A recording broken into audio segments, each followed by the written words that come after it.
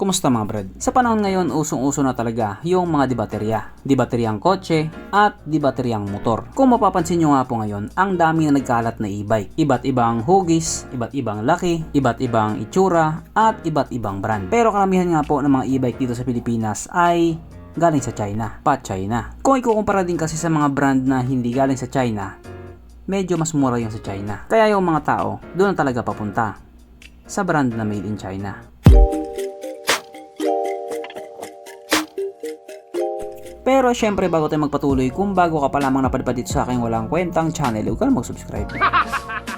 So yun na nga, maliban nga po sa mga electric scooter or electric vehicle or e-bike na made in China, isa nga din po sa mga pinakilala pagdating sa mga electric vehicle, walang iba kundi ang brand na Gogoro. Doon nga po sa Taiwan, isa ito sa mga tinatangkilik ng mga tao. May mga features kasi siya na advanced kung ikukumpara sa ibang brand. Isa na nga po dyan yung kanyang battery swapping technology. Ilang segundo lang ang bibilangin mo, full charge na ulit yung motor mo. Yan nga po ang isang meron siya na wala sa iba. Dito naman sa Pilipinas, merong isang brand ng electric scooter na kilalang kilala pagdating sa bilis niya. Yung bilis niya talagang hindi rin basta-basta. Kayang makipagsabayan or kayang sumibak ng isang tunay na motor. Kaya hindi na rin talaga basta-basta yung mga electric bike sa panahon ngayon. At darating ang araw na maghahari na ang electric bike kaysa sa tunay na motor.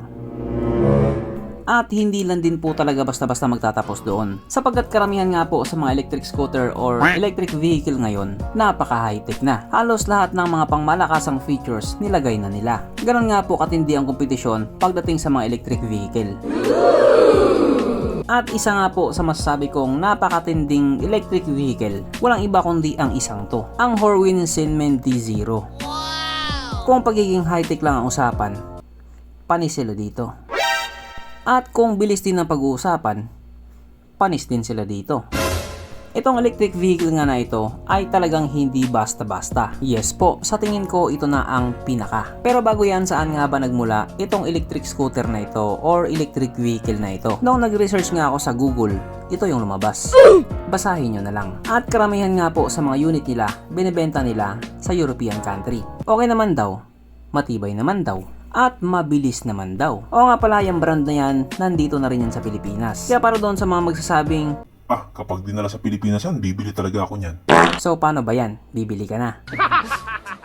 Pero bago ka nga po bumili, pag-usapan mo natin kung ano bang meron sa motor na ito or sa electric vehicle na ito at kung gaano nga ba talaga siya kaganda. So bali ito nga po ay merong 16.2 kWh battery capacity na kaya nga pong mag-charge sa loob lamang ng 30 minutes. Napakabilis. At yung isang full charge na battery nga po nito ay kayang umabot sa layong 300 kilometers. Grabe brad, ang layo. Pwede na pang endurance. Ito nga po ay merong 99 horsepower at 894 Nm of torque. Na ayon nga po mismo sa claim nila, ito daw po ay kayang tumakbo sa bilis ng 200 km per hour.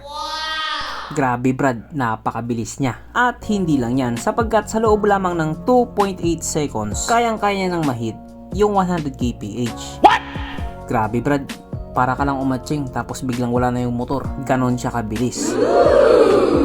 At hindi pa din niya nagtatapos, sapagkat pagdating nga po sa iba pa niyang mga features, napaka-high-tech din ito. Meron nga po itong dalawang radar na nakapwesto nga po sa harap at sa likod, na siya nga pong nagbibigay babala kung mayroon bang papalapit na sasakyan sa'yo para agad mo itong maiwasan. At saka meron din po itong 30 pieces na sensor, ganon siya kaselan.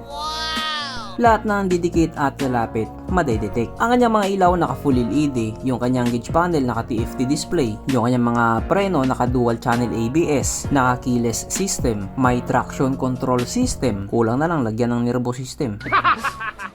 Meron din po itong real-time tire pressure monitoring, may smartphone connectivity, at higit sa lahat, meron po itong camera na siya nga pong nagsisilbing dashcam niya. Just in case na ma-involve ka sa isang aksidente, kamote ka. Sa ngayon nga po, kung gusto mong umorder, puntahan mo lang sila sa website nila. At para doon sa mga magtatanong kung magkano nga ba yung presyo niya, mapapamura ka. Sapagkat ito nga po ay may presyong 14,900 euro na kung i-convert nga po natin into Philippine peso, ito po ay papatak ng 825,000 pesos. Ano sa tingin niyo mga brad? O-order ka o magmumura ka? So hanggang dito na lang muna mga brad. Kung may gusto kong sabihin or gusto kong idagdag doon sa mga sinabi ko, mag-comment ka na lamang sa baba. Okay, bye.